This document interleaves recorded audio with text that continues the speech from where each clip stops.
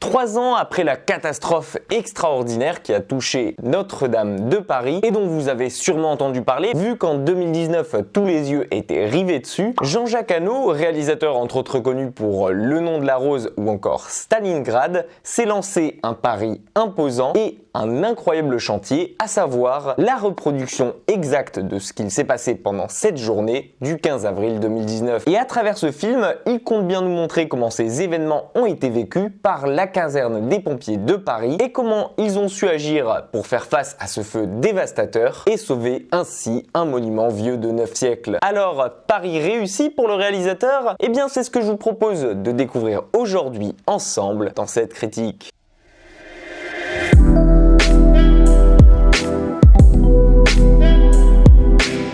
Notre-Dame brûle. 3 mots importants, mais surtout une phrase qui est restée dans la tête de tout le monde, même 3 ans après les événements. Jean-Jacques Hano effectue ici donc un retour dans le temps, à une époque où le Covid n'existait pas, et à une époque où le monde entier avait les yeux rivés vers un monument français qui était en train de partir en fumée. Tout le monde se rappelle de cet instant, ou plutôt quasi tout le monde se rappelle ce qu'il était en train de faire à ce moment-là. Une chose qui nous a tellement marqué 3 ans après, au point d'en faire un film. Je ne vais donc pas revenir en détail sur ce qu'il s'est passé dans la réalité, puisque les faits, tout le monde les connaît, mais on va plutôt s'attarder ici sur la qualité de la mise en scène de Jean-Jacques Hano, ainsi que sur sa reconstruction, à la fois réelle et à moitié mise en scène, et qui nous permet à nous, simples spectateurs, de revivre ce moment depuis l'intérieur et de voir comment les pompiers de Paris, eux, l'ont vécu. Et s'il y a bien une chose qui nous frappe quand on ressort de ce film, c'est bien la véracité et la qualité avec laquelle il retrace ces événements. Ainsi, Notre-Dame brûle nous prend sous son aile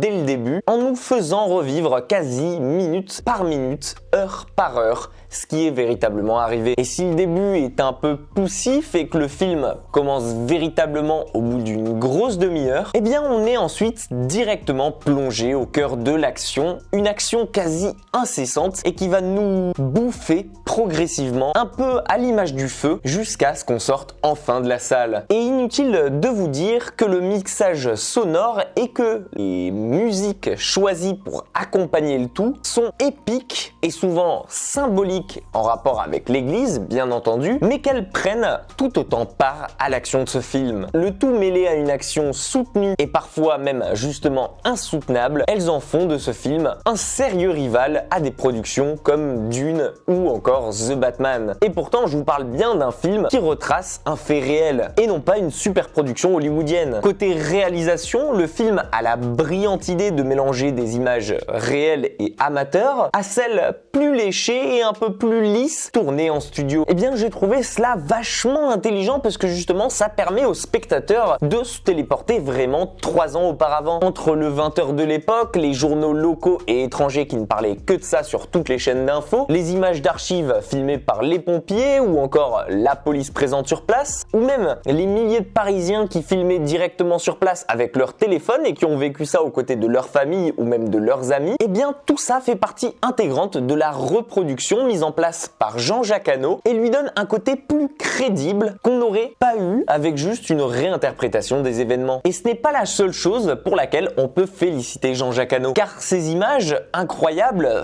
fascinantes de réalisme et parfois même hypnotisantes sont associées à la mise en scène ultra léchée visuellement et très symbolique dont sait faire preuve le réalisateur à travers ses œuvres. Une mise en scène qui est parfois très facile et qui pourtant marche du feu de Dieu, si je puis me permettre l'expression. L'action constante et quasi perpétuelle dans les décors bluffants de réalisme et surtout époustouflants, associé à sa magnifique bande sonore et qui nous montre le travail extraordinaire dont ont pu faire preuve les pompiers de Paris pour pouvoir sauver ce magnifique monument, tout ça mis ensemble nous offre un véritable moment de cinéma et qui mettra vos nerfs à rude épreuve, même si vous en connaissez déjà le dénouement. Un film hommage sur lequel au départ j'avais quand même pas mal de doutes et qui retrace habilement le parcours héroïque des femmes et des hommes qui se sont en quelque sorte sacrifiés, même s'il n'y a pas eu de victimes, et on leur devait bien ça en retour. Un film que je ne saurais que trop vous conseiller que de foncer le voir au cinéma cette semaine. Pensez à liker la vidéo si elle vous a plu et à vous abonner à la chaîne si ce n'est pas déjà fait. Prenez soin de vous et comme d'hab, nous on se dit à